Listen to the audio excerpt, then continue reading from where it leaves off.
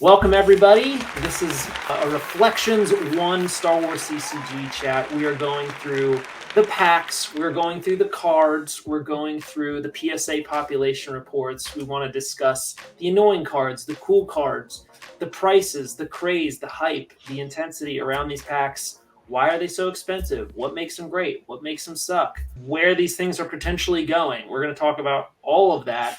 And this is such a big topic. I wanted to make sure we definitely had Mark and somebody else here. We got Andy, the playability expert, and we got the graded expert, and just me being an idiot. So this will be a very fun chat, and looking forward to this. Andy, Mark, welcome.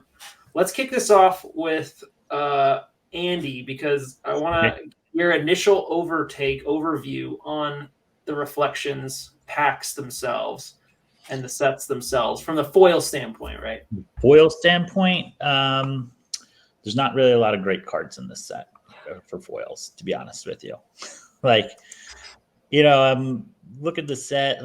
You got some of the big heavy hitters like Vader or original Luke or, Obi or something, but none of the cards really jump out as playable. I guess if you're thinking about it from what format most people are going to be playing, which if you're not going to play open format, which is all the cards that the PCs made, most of the time you're going to play a Decipher retro format, and the most popular ones, Premier Death Star 2, and there's a couple cards in this set that are playable in that, Boskin Houndstooth's good, Admiral Ozzel's good, DVD lots, regular Vader, there's some decent stuff, but Death Star plans, Death Star trench, as you're scrolling through this list, it's Greedo, IG-2000, random Jedi tests, ITO,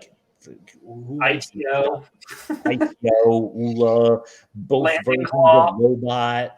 Landing Claw is actually pretty decent, but as a playable card. But honestly, the card's probably 50 cents, right? And it was plus you get the warping of the foils because they've got that metallic layer in them to make the foil. So unless they're pretty flat or you're going to play with perfect fit hard sleeves, foils can mark your deck because they'll curve, so you can cut to them and you can so a lot of people just don't play with foils.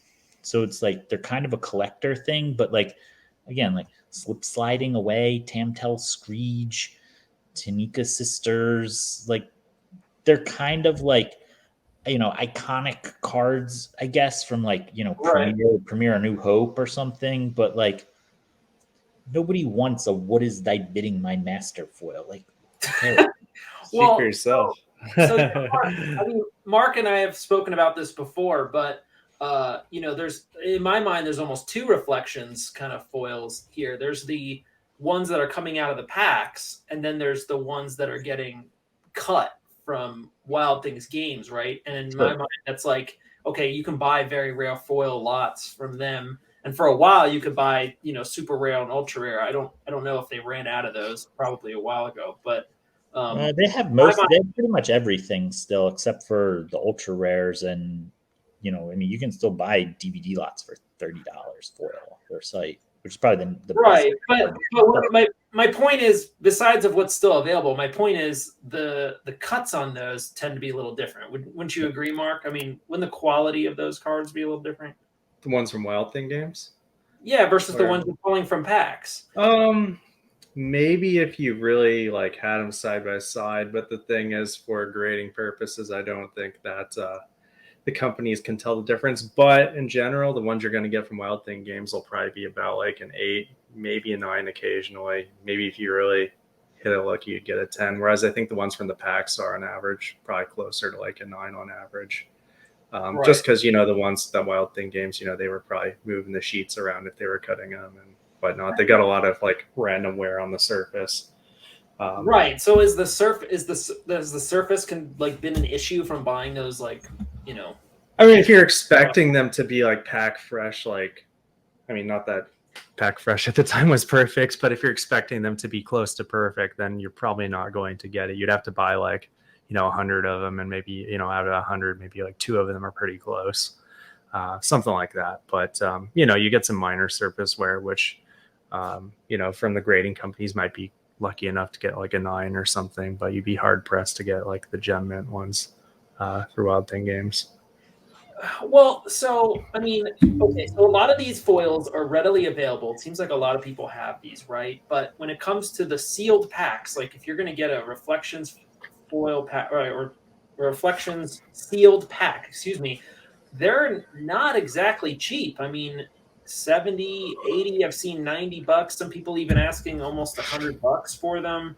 I mean, is that par, outlandish? Is that, where are we going with this? I mean, in my mind, it seems kind of silly given most of these cards are all going to be from the early sets, right? The only thing you're really hoping for is possibly an ultra rare foil because most of these very rare foils, I mean, are if you can buy all the very rare foils for less than a pack, I mean, that's wild.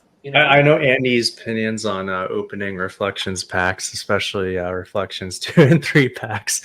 I guess the nice thing about Reflections 1, though, is actually for the I guess in the other ones you have premium cards too, but here it's just the foils. But for the non-foil cards, I believe in Reflections 1, on average, you have kind of like the best, even though it's only the early sets, you have like the most like hit rates of like rares, right? You'll just get like a pack. Like I've heard of like boxes of just like, oh, there's all rares in this box. Like things like that will happen. Whereas usually in Reflections 2 and 3, it's just a bunch of like random white border premier cards and Cloud City and Jabba's Palace. At least that's what I've heard. But well, right. I mean, because in 2 you'll have potential of pulling some Japanese cards, right? We've pulled Japanese Hoth, Premier, or A New Hope cards in there.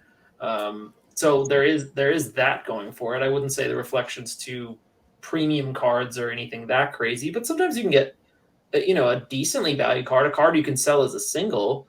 And 3 has the shields going for it as well. And I don't know if they have Japanese cards in there, but generally the quality is higher out of 3 for their cards, right? I mean, from a quality standpoint. But what is your impression, Andy? I mean, so I don't think that Reflections 1 really warrants the price tag that it has, based on what you're going to pull out of it. Because like at the same time, the price of like $70 for one of these packs, like what are you really hoping that you're going to pull out of this? I mean, an ultra rare foil, but I wouldn't buy a loose pack of Reflections 1 because you have this issue of like if somebody opens up a box and they rip a ultra rare like Luke or Vader, what else are they hoping for out of the rest of that box? Like nothing. There's literally nothing that they're going to open that's going to even come close to recouping the cost of ripping open a pack. So just sell all the loose packs, right? And I would imagine a lot of people have done that. Like, oh, I pulled something really awesome. So yeah, where you pull the DVD lots, like they get an ultra rare foils roughly like 1 in every 200 packs, which is like if you're getting 36 packs in a box, I mean that's 1 a case. So like you're gonna rip open out of 6 boxes, you'll get 1 ultra rare foil. So if you open up a box and you like, it's unlikely you're gonna pull the ultra rare foil. So if you pull the DVD lots or like I don't know what's the next best card in the set, like Ben Kenobi or something like that, like you're like, okay, I got this. I'm just going to dump the rest of these packs. Like, I just don't see why you would open this as a product and then like on top of that, like to what Mark's saying, like, yeah, you could open a box that they did like pretty terrible collation because like when they assembled these packs, it wasn't like they had uncut sheets of this stuff. They just had like trays of cards. And so like the trays of cards kind of look like big 5-count, like 5-row boxes. A little bit different. And then like they would like take like it'd be like here's a bunch of it almost look like an assembly line, and it's like what are there like 18 or 20 cards in a pack or something like that. So it's like, all right, we're going to take 6 cards from Whiteboard Premier and 6 cards from Jabba's Palace and 6 cards from Special Edition plus 1 foil and a random other card, Hoth or something like that, right? Whatever the like breakout is, and they just go down and like take cards, but like. How well were those trays collated? Like they could just like get to a point where it's just like, it's just, here's 7 rares in this pack, right? But I think by the time you get to Reflections 2 and Reflections 3, that was a little bit better handled. So it's like you're not going to open up like, you know, quote unquote God boxes where like you get, you know, 80 Right, rare. or like, or on the flip side, getting like an all Cloud City based box, right? Correct. You know, Yeah, you could get the crap that end would of be that awful. too. So So many rite of passages. but Mark has seen this evolve over the last few years and where it's still going. But the energy's still there for this set. The excitement's still there, and more people are submitting reflections foils to be graded than anything else. And I know we've talked about, you know, the general peel, like they look nice and stuff, but what is really like keeping the traction going for this? I mean, you would think at this point maybe there'd be too many out there, or like there wouldn't be any value to it, but we've only seen the price of especially tens, but even nines still holding really strong with that. I mean, what's the story with who's looking at this? Is this a newer audience? Well, the easy, I guess you could call it the easy hypothesis to me is that's kind of the entry point, right? There's a couple of things we talked about, like they're shiny and they're versions of most of the base versions of the main characters. So the game was probably at its most popular. I don't recall like the exact time frame, but probably from around premiere through, I don't know, special edition, which is what this set kind of entails. So it's got the cards that most people were probably collecting, you know, back in the day. And then when I was getting back into Star Wars CCG, I actually did. I kind of remember seeing them, but I never actually collected the Reflections packs myself. So I was like, oh, cool. It's like shiny versions of the characters that I loved to collect back in the day. So I kind of, maybe it's a little bit familiar to people, but then also just a general Star Wars collector. I mean, if they were to come in and be like, well, what am I going to go for? I'd be like, oh, a shiny version of Darth Vader. And where would you go first? This would be the place with pretty much, you know, most of the main characters. Like, I guess it doesn't have a few of them from Return of the Jedi, but, you know, the vast majority of the main characters from the original trilogy. Let me ask you this too. As you've Yeah. seen the PSA registry set pop up, right? And we'll Mhm. we'll show the populations and stuff there. But it like some of the only sets available as of right now are reflections, foils, you know, 1, 2, 3. There's Tatooine in there, right? And then there's some other Yeah. general Star Wars ones. But like, has that had an impact in terms of people wanting to submit cards because they can put it in a registry now? Or do you think that's just like, you know, it's there when the other ones fill in, people will probably do that. It's not really making an I impact. think it'll be an accelerant at some point. I don't know if we're quite there yet, just because, I mean, there might be like a few people driving it. Admittedly, I'm not the most up to speed on the you know, the registries. I would imagine it'll eventually become a thing, just like with anything where people want to have the top registries. But I think it's just going to be one of those things, like one of the some of the gunpowder in the keg, so to say, as people come in. And at some point, it's just going to be like, that'll be the thing. I don't know if we're quite there yet, but I imagine at some point it'll be, you know, quite hot. Yeah, I mean, I've definitely seen. I mean, last time I checked, it was at least like 5 people like actively going for it. I have to say, I am waiting eagerly for the other registry stuff to pop up, and I know JP is actively, you know, working on that too. But there's such a backlog of PSA to do that. Mm-hmm. But it has made it a little more interesting. It is a lot of cards, but they did put up a reflections like master foil set, like all foils from all sets. I mean, that would be an incredible set to post on PSA. You know, like whether they were all 9s and 10s. I mean, if you could just complete that period, that would be really something. Because I mean, that's a lot of cards to submit, right? Right. A lot of bragging rights. Let's switch over to see. So I'm going to pull up here on the screen here. So of what's been submitted to PSA already, 1,521 cards as of this recording. So this is as of July 16th, right? That's a lot of submissions compared to the other sets we've seen, which are anywhere from like 150 to like maybe 500 or 600 at this time, right? 50 of them are 10s, right? 542 9s, 626 8s, and then it kind of goes down from there, 213 7s, and so forth. 626 8s really stands out to me because I think that literally sums up like the quality of the majority of, you know, your pack fresh foil, right? You know, slightly off center, maybe a foil line, maybe a light scratch on the side or edging right. I mean, that sums up pretty much the majority of these foils. Even to get a 9 is a great accomplishment in most regards, I'd say, for a foil, especially for some of these dark side ones. But this will get competitive. I mean, 50? That's not many at all. I mean, what are your initial thoughts on, does this line up with how you kind of imagine these cards would be? I mean, I don't know why people are submitting a 3 or 4. They really didn't look at the card, but or maybe they just really wanted a low ball for your competition on the graded group. yeah. My guess is the 3 or 4 is probably like some scratch on the back or something, or that they didn't like pick Look up at all. notice. They didn't look at it. They didn't use a loop to identify surface wear, and thought that it was going to come back an 8, and then it comes back a 3. A 6 in my mind is like, oh, this card's like kind of well centered, but under a magnifying glass, it's got all kinds of scratches on the face. Or like the edges or all the corners have like tiny little nicks, especially on the back.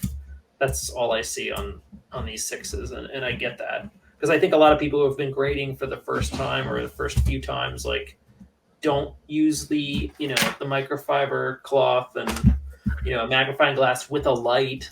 You're going to get a lot of 6s and 7s. You will be punished on these foils, unlike the white border stuff that's pretty much a 9 unless you screwed it up handling it, or better.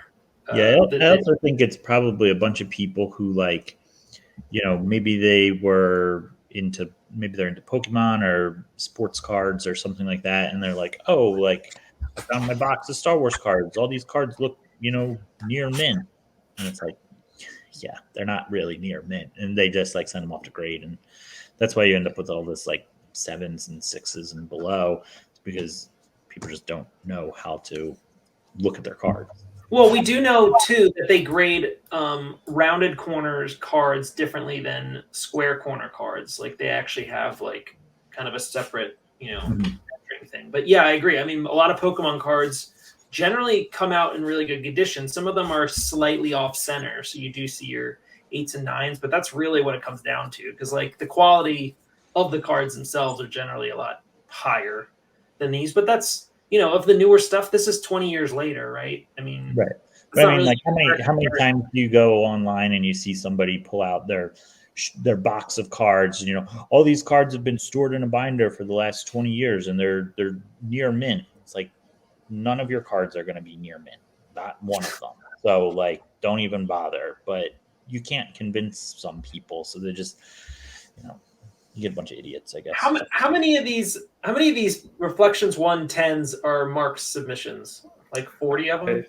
I can't confirm or deny any of these speculations, but probably a decent amount on the lower end of double digits. I don't know. Like I'd say, if you are going for the 10s, though, I think that might be the one use case. Like, certainly for raw values, it doesn't make sense to crack the Reflections boxes. But if we do start heating up competition to get 10s, that may be something that just ends up happening, because it's very, very, very hard to find foil 10s in the wild. So, Mark, how many packs, or how much Reflections 1 have you had to go through to get the low double digits 10? Low double digits 10s, I'm thinking maybe 15. So I would say from a box, and again, you get lucky in some and you get unlucky in others. I would say maybe 3 to 5 from a box will grade a 10. And maybe if you really want to play it, if you really want to play the game, you might be able to be like, well, this looks like a strong 9. Maybe I'll resub, and maybe you can get a couple more that way. How many of those have you done? Like crack? I think I can win on this. And has it worked out for you? Well, I mean, what do you mean by win? Because I think I'm trying to play. Okay, so you get a whole bunch of 9s back. Are you like, okay, out of these 30 cards, maybe I'll resubmit 1 or 2? Or I don't really play that game much myself, just because I don't know. I guess I'm maybe lazy is a bad word to put it, but I probably could try to optimize it that way if I were really going for it. I think if you do that, you can, with the market the way it is, I don't know if you'll come out ahead, but I think when the grading market gets a bit stronger, like sometimes it's stronger, weaker. Right now, I think it's kind of in the middle. But when it's stronger, I think you can come out ahead, at least in the short term. But of course, in the long term, sealed probably wins no matter what, just because if everyone's chasing tens, well, everyone's going to want the sealed reflections boxes. So I think in the long run, you're still better off keeping it sealed. But as things kind of ebb and flow, there are certainly going to be times where, it probably is worth it to rip, grade, sell the tens and that sort of thing. I would imagine with this set, though, like a lot of people would be content with having a 9. Like if you're going for a set, like I'm good with a 9 because it's probably really, really hard if you're going to try and hunt down one card to be like, I need this to be a 10. How much stuff do you have to rip? Because you can't buy this stuff out of a bulk lot and expect to be a 10. I mean, it could happen, but the likeliness of that is so slim. Oh. Andy, I think you were about to say something. Oh, I was just saying, like, if where Mark was saying, and like with the ebbs and flows, with it can also depend, like the grading part of it can also really depend on what type of shows or movies are coming out. Like people chasing like certain characters, they're gonna try and rip product or go heavy on like submitting like 20 copies of Boba Fett or something like that and try to get like a 10. So you can probably see some like variance built in that way with cards, but that was really it. I've seen people hoard like the Endor foils, like they submit like a whole bunch of those, and those have been really rough. Getting a good return on those. I've seen a lot of those come back and way less than desirable grades. Well, it'll be really sus that someone's chopped up some sheets if we ever see much of anything above an 8 for those Darksoid Endor foils. We start seeing a bunch of 9s and 10s pop up, I'm assuming someone's chopped a bunch of sheets out there. Maybe, but that's still, I don't know. I don't want to play that game. If somebody wants to dive in. Well, I'm not. I'm just saying, if that happens, I don't know how you would find those. Because basically, many of our viewers probably know, but they have that edge wear on that left side, so it's really difficult to get a decent grade on those dark side Endor foils. So let's find. We'll start with the ultra rares here because we all want to know how many of those have been submitted and where we've gone back. I'm looking. Where's Luke's? Control F. Control F. That goes right to it. This isn't alphabetical though. There's Darth Vader, Dark Lord of the Sith. I think you just passed it. It's more fun to do it manually, anyways. Yeah, I know. Yeah, we'll just opening packs. Okay, Darth Vader foil. Okay, 86 have been submitted. 5 10s, 27 9s, 45 8s, 8 7, and some poor sucker in the middle. That's pretty wild to me. I mean, a lot of them coming back 8s. To me, that's what you would expect, right? Out of the majority of the time you come across that card. Yeah. I'd be pretty happy with a 9 if I had that. But a 5 10s out of 86 submissions. Is this like gonna just continue to go up in value if we're gonna see more and more 8s as the majority of what's coming back here? Yeah, go for it, Andy. I'd be happy with a 9 on that card. I anticipate everything's going to be an 8 out of, or an 8 or a 7 or an 8 out of Reflections 1. To be honest with you. Yeah, that's pretty wild. And then Luke Skywalker, you have 52 submitted, only 1 10, 8 9s, and 33 8s. Yeah, that's gonna be a rough one. Whoever's got the one foil Luke 10, is that hiding in your safe, Mark, or something? I wish I could say it was in mine. I don't know who's got it out there, but if you do, send me a PM on the Facebook group or reach out through eBay or something somehow. Yeah, that's a rough card because a lot of them are off center for whatever reason. Every one of them. Yeah, and number 2, that's got all that foil area on the portrait, so a lot of area for scratching to happen. So between those two things, that's going to be a really hard card to grade, much harder than Darth Vader. Even though Darth Vader is also hard because of all that black on it that could show the scratching, but Luke's probably an order of magnitude more difficult because of the centering and all that foil area on the portrait. Yeah, the Luke one reminds me of that Captain Tanaka foil, which is just like a blank kind of white background behind him, which literally will pick up anything. Yep. But yeah, I mean, Commander Luke Skywalker, 110, 25 nines, 28s, and Son of Skywalker, no 10s, 4 9s, and 15 8s. That's, also very telling. I would definitely be happy with 9s for those. Slave 1, 0 10s, right? 11 9s. Captain Han Solo, only, what is this, 10 9 8 That's a 7? non-foil right now. That's an error. Oh, that's an error. Yeah. Okay, so 110, 16 9s, 19 8s. Han Solo foil, no 10s, 14, 33 8s. That's pretty telling too. Death Star foil, no 10s on those. Few 9s. This will also be a nice card to hunt for. I mean, I would imagine this card picks up just about anything. It's so dark. Vader's custom tie foil, no 10s. Grand Moff Tarkin, no 10s. Not that many submitted for these either. I would expect to see a little more of that. General Veers is kind of a cool card too. Not that many submitted. 16, right? Yoda foil, 2 10s, 28 9s. I think both of those 10s are Mark's. Only one is mine, and I know who has the other one. U3PO also does not grade well as a foil. This one might be pretty elusive for a 10. For some reason, like with the dark side back and like the really, really light background on the front, it's like a perfect storm for just a difficult to grade card. And it has that same problem that Luke has, where the background of U3PO itself it's like him on Tantive 4 against like white panels. Yeah, exactly. Blind you.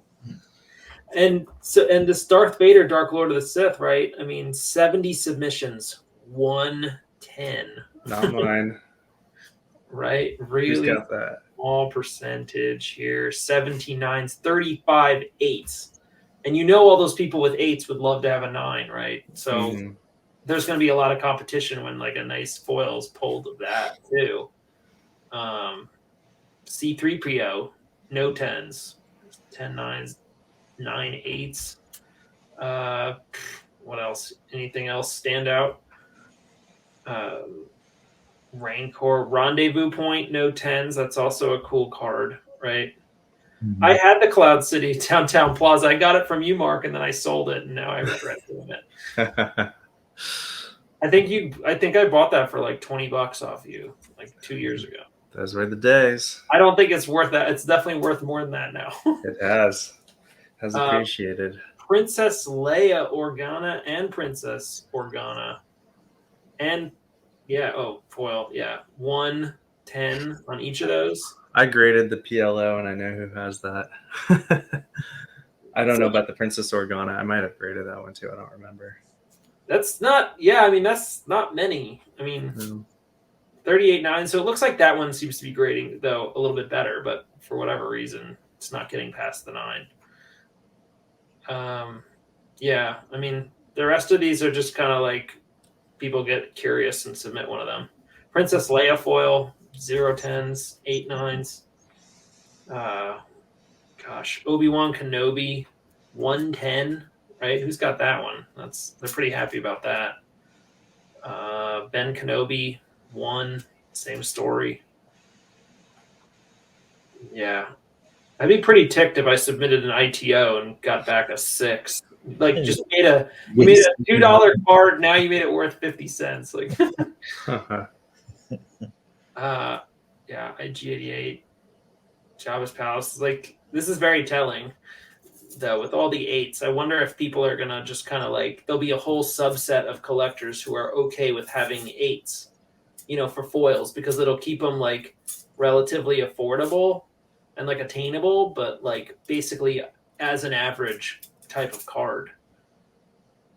I know like there's auctions for 8s all the time. I mean, I don't really know how I feel about it. Part of me is like, well, this is like a standard, still new card, but is this one I want to keep slabbed, or if I'm going to do a registry set, I might keep it for a while unless I come across a good deal for something else. It probably wouldn't be a priority to upgrade it right away.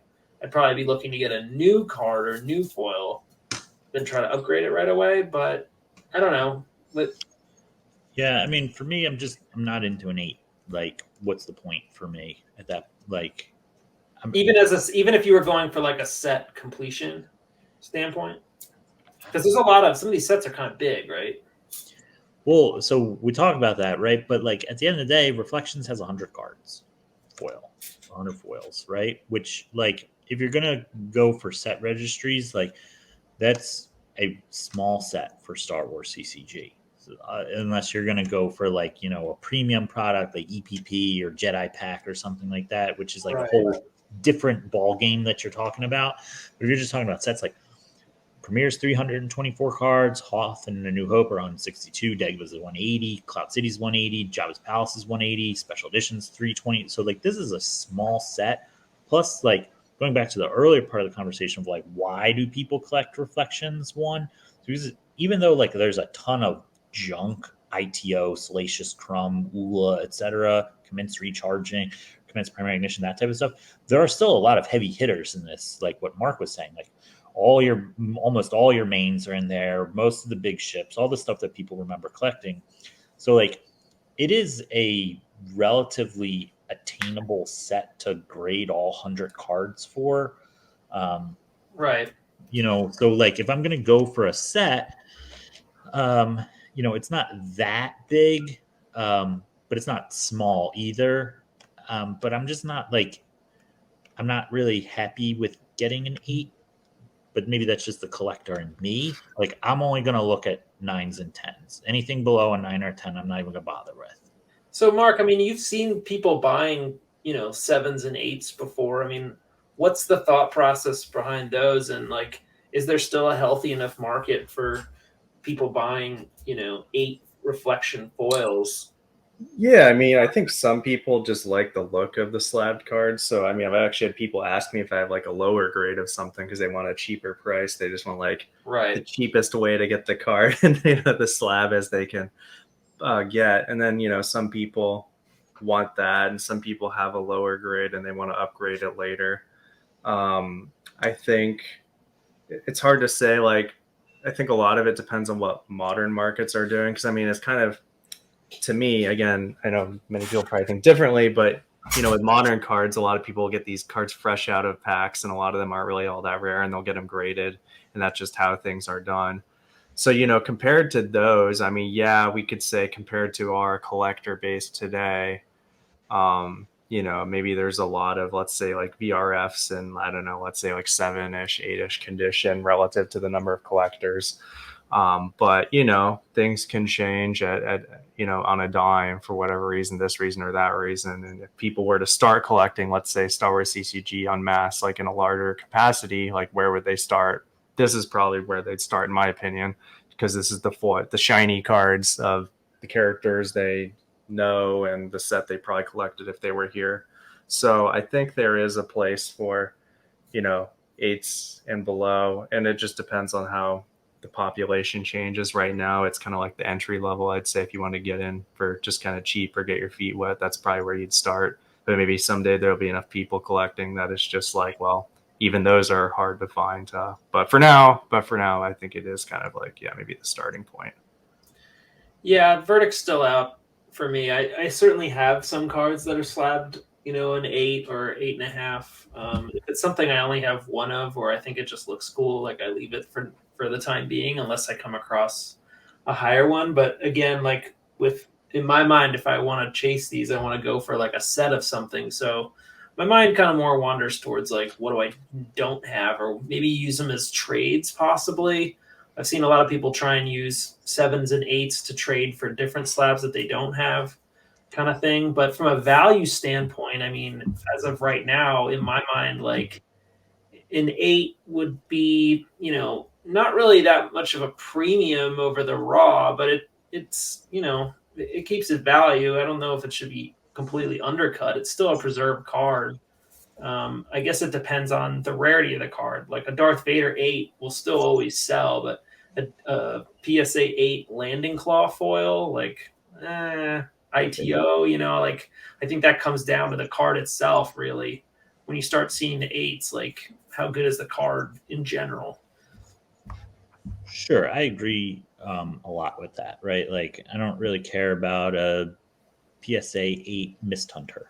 Like, I don't think there's many people that do, right? But like, if I see a PSA 8 DVD lots, or obviously the ultra rare foils, like, I'm gonna be like, oh, that's fine.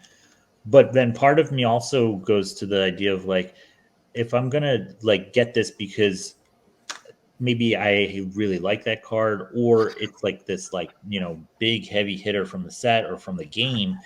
Like, I'm going to use that kind of maybe as like a collection showpiece. Like, I'm going to want Right. to chase a higher grade on that. Maybe I get it in the short term, and like you said, trade it later. As I, because it is difficult to get. A 10, it's almost impossible to get a 10, right? But it's difficult to get a 9. So, maybe in the interim of waiting for a 9 to come on market, I get an 8. I don't know personally if I would do that. I would probably just wait it out and be like, Yeah, I mean, it feels like some of the people in the Star Wars Grada group, it seems like they must have an endless supply of minty rare cards to submit, because there's always putting up new auctions weekly on stuff that people were looking for, which is always amazing to me, because I'm like, okay, well, I have master set, I've had some bulk, but it seems like, where are all these like coming out of the woodwork? So like, are they eventually going to run out of this stuff? I'm still trying to grasp like what the true population report is left of ungraded cards that are gradable to a scale of 9 or 10, not including like the remaining sealed product, right? Like, some people just they pulled a card, they preserved it really well, maybe double sleeved it, left it in a side loader binder or something. I mean, it's uncommon, right? It's not that common. Most people put them in the junky sleeves or threw them in a box or played with them. So, when does that supply run out, right? I mean, I feel like we're at an accelerated rate. When people see a lot that's like untouched or well handled, they're all thinking, can I grade that? And I think, going back to the Reflection sealed pack, the reason they're holding the value is because, again, even if you get some of these super rares, there's a chance you could rip it and get a very high gradable card, whether it's a 9 or a 10. Even the 9 would be almost worth it for some people to get a card that's so difficult to get it. But again, that's a gamble. At that point, you're gambling. Yeah, if I'm going to gamble, I'm going to go to 7-Eleven and buy some scratch offs. How's that working out for you? I don't gamble like that. So yeah, what's the Powerball at right now? Like 75 million or something? that's not nearly enough. No, it's more than that. Maybe it's 700 million. It's a lot. It's a lot. It could be you. Well, if I won 700 million, even half of that with taxes, buy up all the Star Wars. Do some major damage to the collectible market. Basically, just buy all. Where did all the sealed products go? I don't know. It's all going to Andy Talaga's house. I'm pretty sure there's a decent amount somewhere in your closet, Mark, and I'm sure Garchow still has a good amount in his closets. I'm sure B-Fred sold most of his stuff for his sports card addiction, but there's still some people hoarding boxes out there. They're just keeping it silent. I know you're out there. Andy's not, because he said, I don't have any need for sealed products, so here, buy my last Cloud City packs. Yeah, I just have I just have one of everything. But the guy that I bought like 90% of my sealed collection off of for like a lot of money, he had like, I'm gonna say, he like showed me a picture of his closet that he had, and he had honestly like maybe like 20 boxes of everything. There was just stacks and stacks of boxes. Like, what was the like rationale behind that? Like, oh, I forgot about it, or I'm heavy specking? No, he lucky him. He's that like unicorn that was like, oh, it's going to be a great investment in 2006. I'm just going to buy everything from Hills Wholesale for $2 a box. And I'm going to buy 30 boxes of everything and then just decide to sit on it for 20 years. Oh my God. And then I came along and I was like, hey, I want all this stuff. And he was like, I don't want to sell any of it. And I was like, really? Really? Is this going to be like a multiple 5-figure deal for you? And he was like, let me think about it. And then he came back to me, like, it took him like a month to get back to me. And he's like, my wife wants me to put some money down towards the principal on our house. So I'll sell you one of everything. Someone bargained on your behalf. One box of everything. And so he's just sitting on like, I mean, I could go through my like Facebook Messenger and figure out who it was again, because it was like a couple years ago. But he sent me pictures and it was like, oh, by the way, here's just like 25 boxes of Reflections 3. Here's 30 boxes of Reflections 2. And I was like, oh. Those are hard to find too. Wow. And this was in 2021. And I was like, you're literally sitting on like $300,000 or more worth of it. But would it be worth that much if all that was dumped in the market? Like, if all of a sudden, readily available, there were 30 boxes of Ref 2. I mean, would everybody be paying it gets snapped up $3,500 a box, or would that slowly be creeping down? Right. You would just put it as I mean, you know what I'm saying, hypothetically. You would be smart to just sell it one at a time over the period of like 6 months if you were going to go that route. But it's also that like some of that product, like if you were selling like Tatooine boxes or like Cloud City or something, yeah, that would depreciate the price overall for a little while at least. Eventually it'll come back up, I assume. But like Ref 3, Ref 2, you could just put one auction up on eBay and just be like quantity 28, $3,500, and over a period of like 4 months that'll all sell. The question is, I mean, even if you did get the boxes, I mean, would people still be just buying them to rip them when the chances of getting some high graded cards, or are they going to just spec on the box at that point? You know, because I personally really don't want to have to rip a box if I don't have to, but that's only because I really have, you know, one of each box for the most part. You know, I guess if I had multiple, maybe, but I don't know. I mean, are you really going to spend $7G just to have multiple Reflections 2 boxes? And like, no, right? So I think that'll mostly be people just hoarding sealed product. But I guess it really depends on what you want to do. Like if you're somebody who's really into grading, if you're going to rip open a box of Reflections 1 or Reflections 2 or something and send cards in to get graded, and you know what you're doing, like if Mark, you know, I trust Mark's ability to analyze a card. Like if he was just like, screw it, I'm gonna drop 4K and buy a Reflections 3 box and send everything out that I think is going to get a 10 and gets a 10 back on a bunch of cards, like, you know, out of and he just sends like everything, you know, just looks at everything and figure out what's a 10. I mean, the PSA 10 Stormtrooper just sold like earlier. That's right.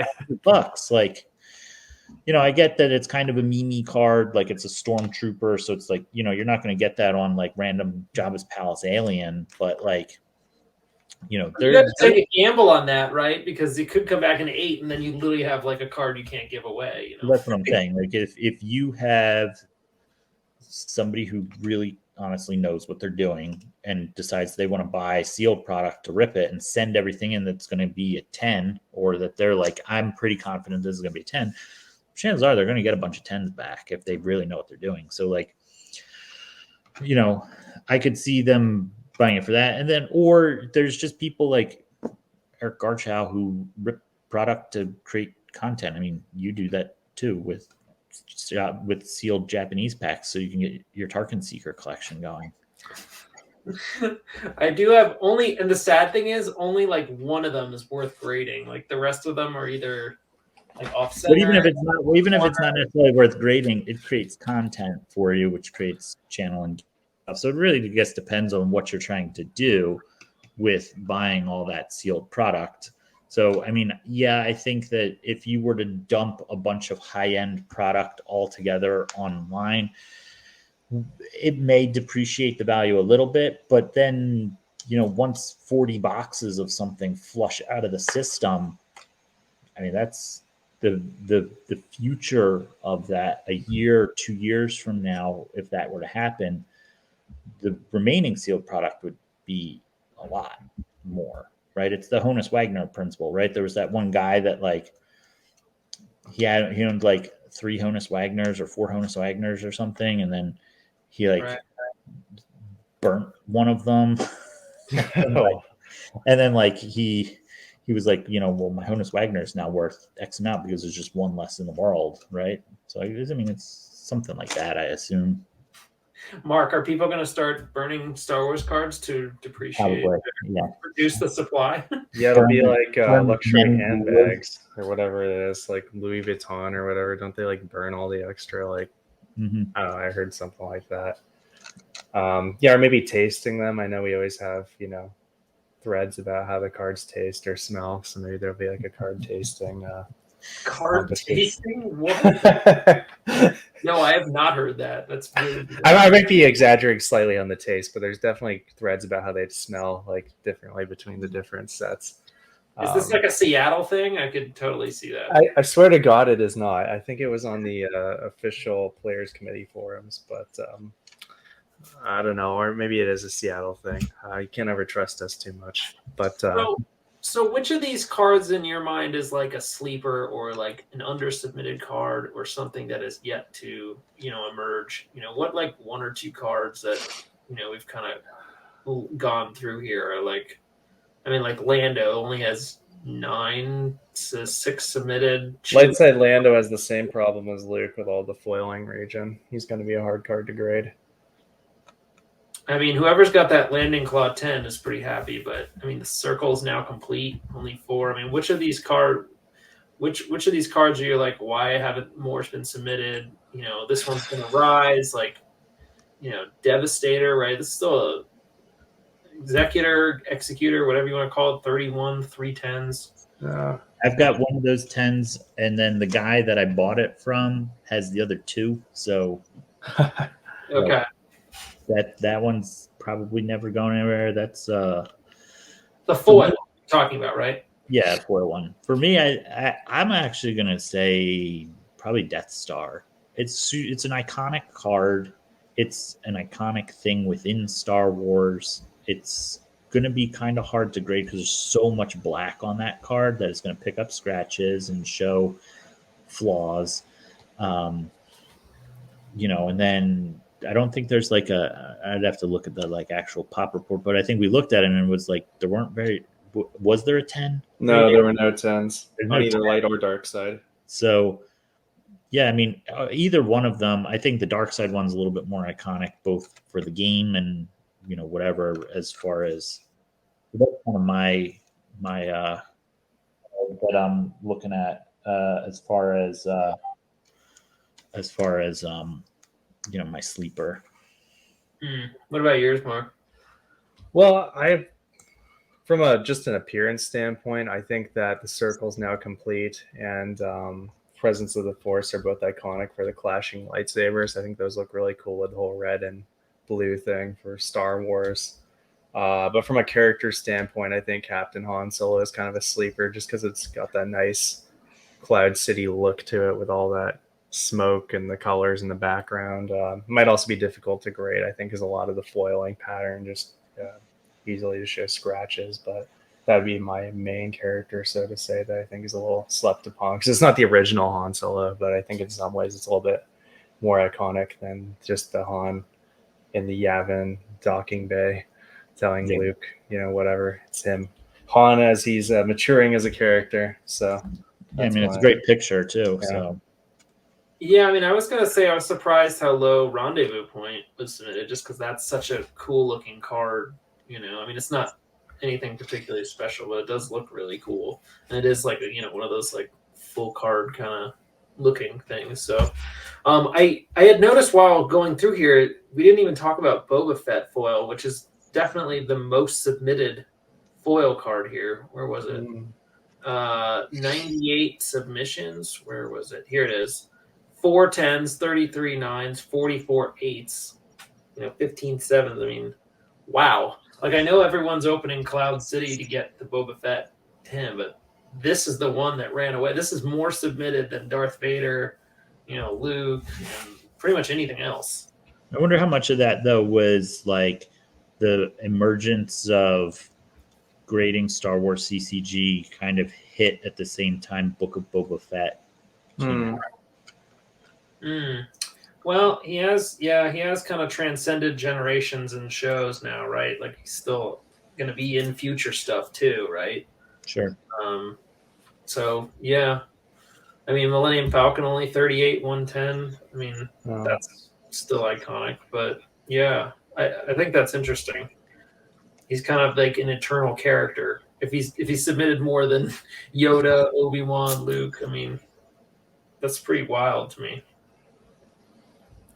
It's also a little easier to get your hands on one than Luke and Vader. Just because he's a super rare foil. Yeah. Right.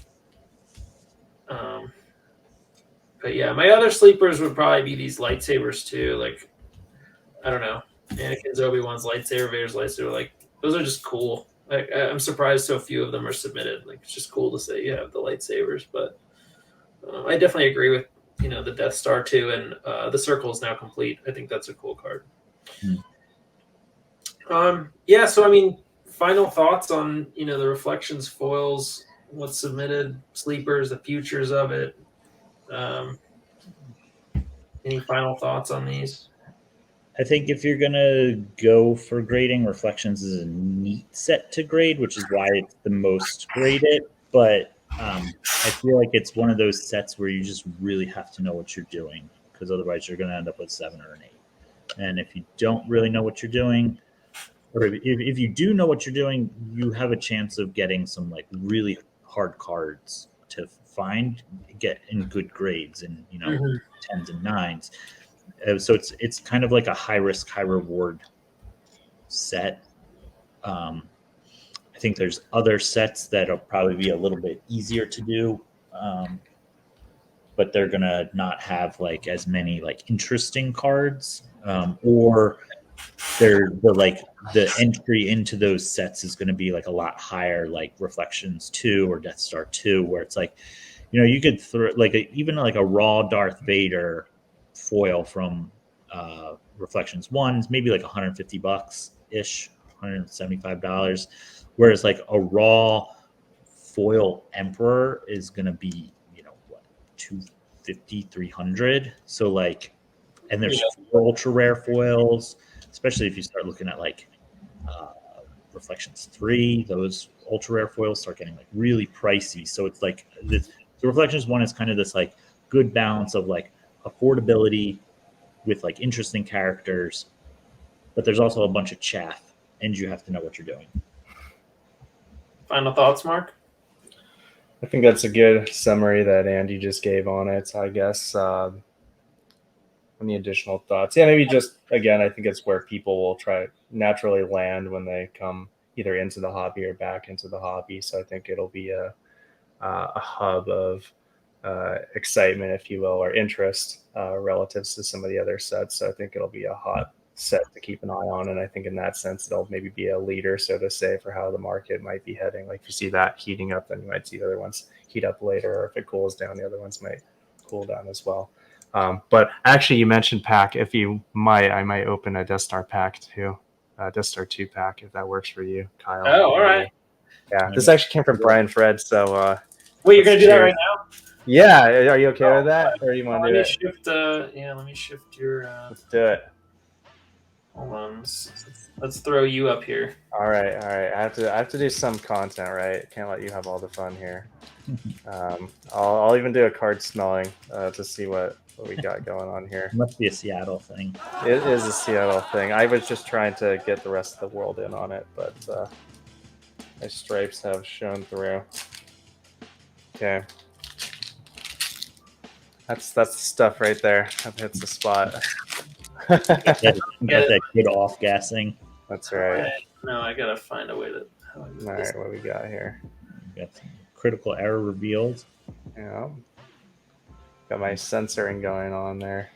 Yeah. The background's a mess, so I better keep close air support. Close air support. Yeah, just turn off your blur, and then I don't want to turn off my blur. It's seriously a mess in here. I've been trying to pack And, stuff. So. then we can see the card. It's like we're being censored. Insertion planning. Yeah, Insertion exactly. planning, Okay. Okay. superficial damage, Yeah. and prepared defenses. Prepared defenses. That's a V card, right? Most of these have been V card. Was that dark side? Celeste, dark side, yeah. Desperate recounter. Yeah. Desperate counter, yeah. And, I'm with you too. I'm with you too. Captain Goodheart. Endor Shield. Yeah. Lieutenant Telge. And that's it. I like that one. I'm hit. Well, that was fun. There you go.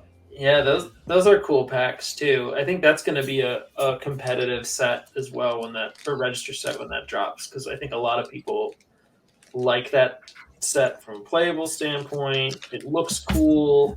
Yeah, It's definitely more interesting than Endor for sure. That was a later set I finished myself because it was more costly to buy so many of the missing rares as singles than most of the other sets. It was just like annoying for me to complete it. But yeah, in good shape. I think a lot of people kept their Death Star too. I mean, you figure that's a later set too, so they probably kept it in better shape than when they got their premiere and earlier sets. Yeah, for sure. Yeah, my thoughts are from a set completion standpoint, Reflections is easier, the foil set, than it is to doing 2 or 3. Because 2 or 3, not only is it more expensive to finish it, but from what I've seen now, I think some people are struggling to just finish the set and finding the cards in like near mint set. I'm not saying it's not possible, and I'm not saying they're not out there, but it is a little trickier, right? Most of these foils you can find available, and they're going to be, as a whole, like much more affordable than trying to hunt down all the Reflections 2 and 3 foils. That gets more expensive. And if you're starting that now, like that's going to cost you. You can either buy the complete set, for 4 figures, or try hunting it down. Very tough. That's going to be a challenge. So, for Reflections 1, I think, going back to a gravitational point, 100 cards is, on the smaller side, but still challenging enough that if you wanted to start a set from scratch, you could do that. You could check that off in a few months, and maybe you have a harder time finding the ultra rares because I feel like, or like Yoda or some cards that people like hoard, that could just be annoying, but somebody's got it, someone's got an extra one somewhere. And if you say like, here's my last 2 or 3 I'm missing, somebody help me out. Like somebody will help you out. Yeah, of course. So that's kind of how I see that. I wonder if at the end of the day, more people are just happy with like, hey, I have a master set. I don't need a complete graded set of this. But if they're going to grade a set because it's only 100 cards versus like a premiere, like having an entire premiere graded set is crazy to me because you're going to have to grade, timer, scanning crew, like just all these commons that are like, you're going to get so much garbage in there. So whereas this, not so much, right? They're all kind of cool looking cards. Yeah, for sure. So that's where I stand with that. All right. Awesome rip. Awesome chat. Thank you, Andy. Thank you, Mark. Thank you. Darth Grader. Check out his YouTube channel. Maybe he'll do something one day. Someday soon. Yeah. Thank you all. We will pick up the next chat, hopefully continuing on with Reflections 2 and Tatooine, Coruscant, Feed, Reflections 3, and PSA pop stuff down the road. So stay tuned for that. Sounds good.